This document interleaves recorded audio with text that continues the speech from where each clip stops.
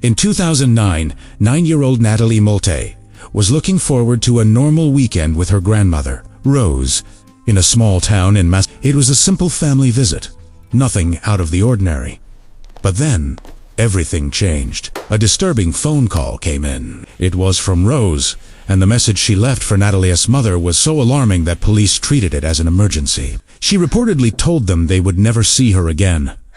That single call was all it took for investigators to spring into action. A warrant was issued, and a desperate search for Natalie began.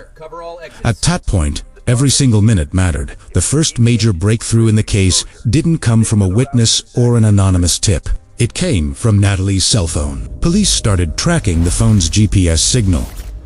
It wasn't a constant, live feed. The phone would only ping its location every so often, but each ping brought investigators a little closer to figuring out where Rose was taking the young girl. Eventually, the signals led them far from Mass, all the way down to Natural Bridge, Virginia, near a major highway.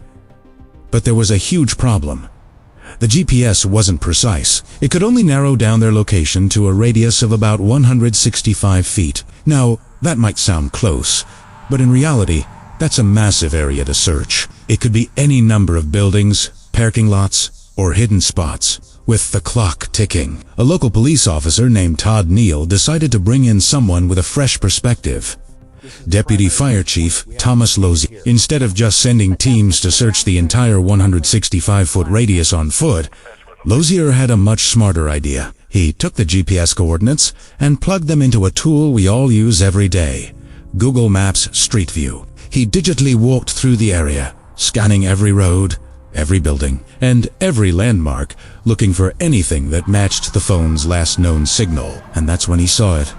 A motel with a very distinctive feature, a bright red roof. It was the budget, and police immediately alerted Virginia State Police, who raced to the motel. Within Orr's officers were on the scene. They searched the property and found both Natalie and Rose inside a room. Natalie was physically unharmed, but understandably shaken. Rose was arrested on the spot and faced kidnapping charges. It was a race against time, solved not just by police work, but by a clever use of everyday technology. Thanks for watching, and be sure to subscribe for more incredible stories like this.